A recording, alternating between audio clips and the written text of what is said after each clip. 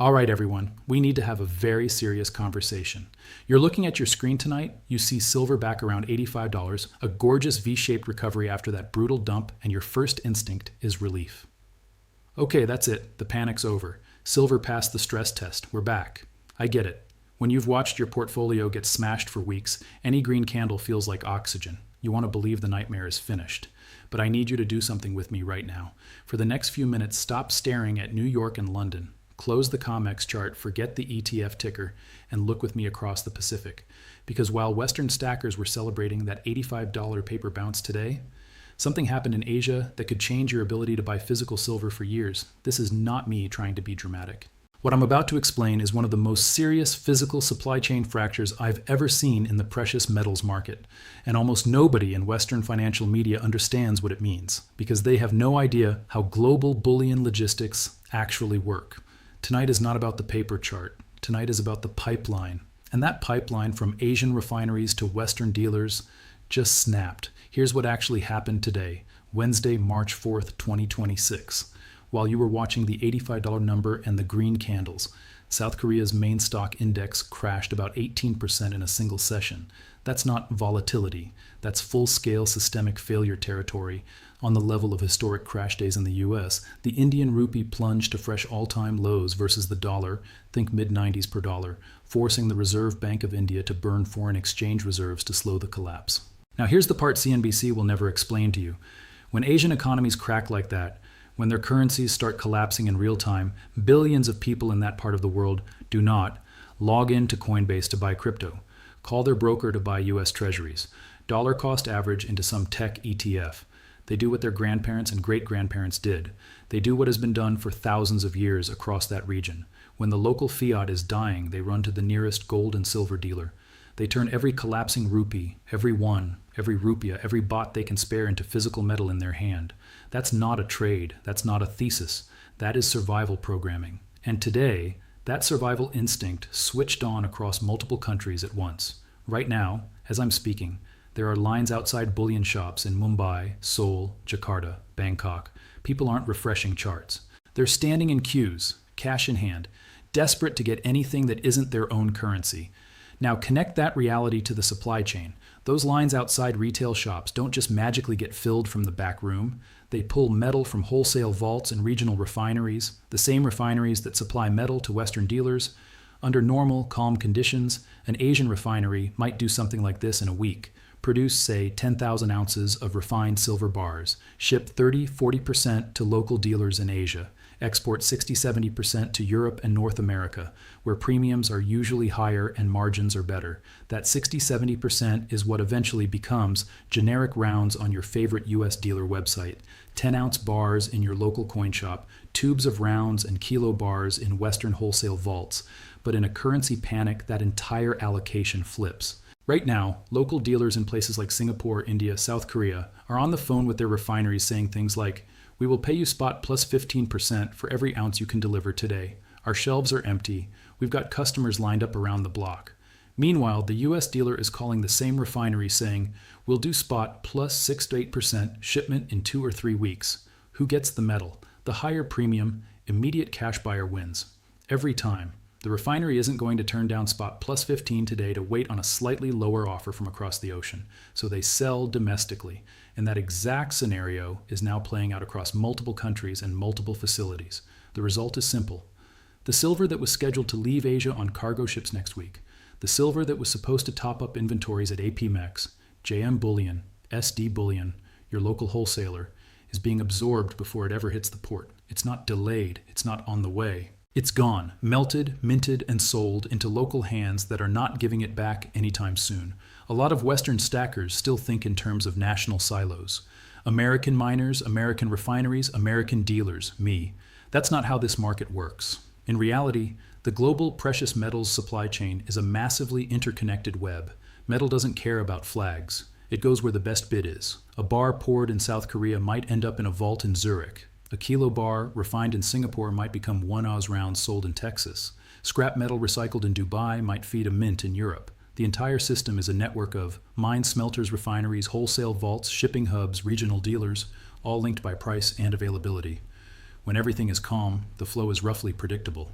When currencies in Asia are in free fall, the flow is not predictable at all. It starts to self-organize around survival. Think of it like this. You are not just a US customer anymore. You're one bidder in a global auction for a finite pile of silver. The people across the ocean, whose currency just lost 30% in a month, are not buying for a hobby.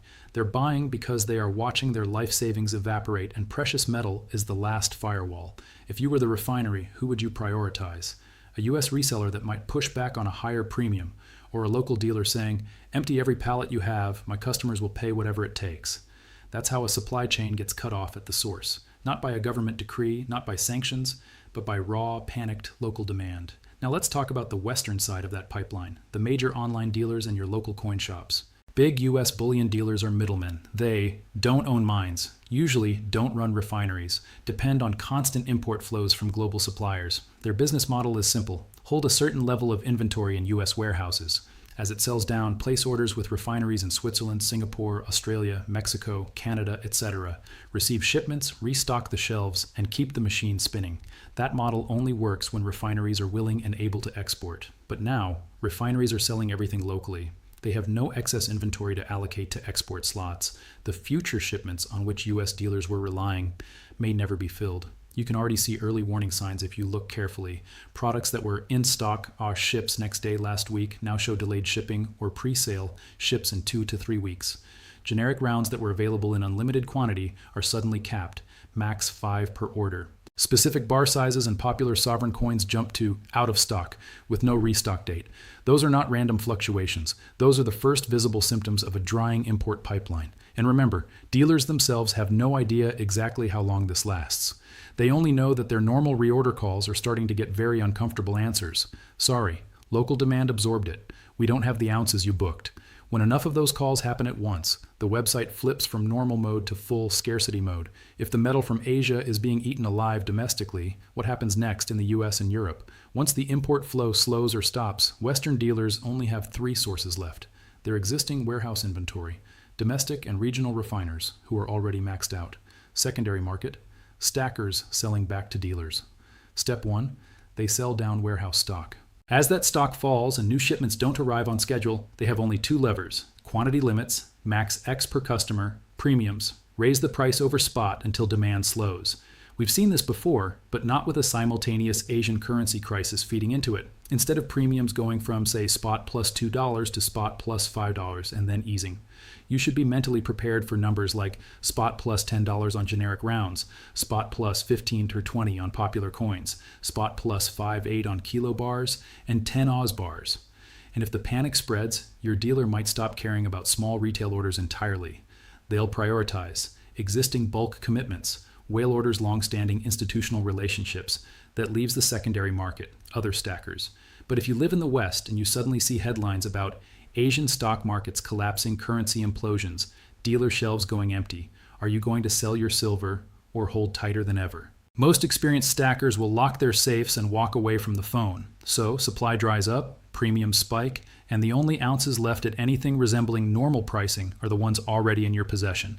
A lot of people will say, relax. Supply chain shocks happen. This will normalize in a few weeks. Under normal conditions, maybe. This is not normal. We are not looking at a single localized crisis. We are watching a synchronized breakdown, a regional war disrupting energy flows and shipping routes, multiple emerging markets cracking at the same time, currencies devaluing so fast that trust in paper is breaking at a generational level. Once a population experiences that, the psychology does not simply bounce back. If you are in India and watched your rupee lose 25-30% of its value in weeks, and you scrambled to swap cash into silver, are you going to turn around and sell that metal back at the first little rally in your currency? Or are you going to treat that stack like emergency capital for your family going forward? Once the mental shift is made from silver as an investment to silver as family survival capital, demand doesn't simply ebb because some macro indicators improve. Historically, after major currency crises, elevated physical demand can last years. That means Asian refineries will continue prioritizing local sales long after Western markets think the worst is over. Export pipelines may run at a permanently lower capacity. Unlimited. Western access to foreign metal becomes a story from the old system, not the new one. The market is changing regime, from global surplus, easy imports, to regional scarcity, source countries first. Some people will say, fine, if Asia locks down supply, we'll just rely on US and Canadian production. Let's be blunt. The US is a net importer of silver. Domestic production does not cover U.S. industrial plus investment demand. North American mines can't simply double output next quarter. Mines are multi-year to multi-decade projects.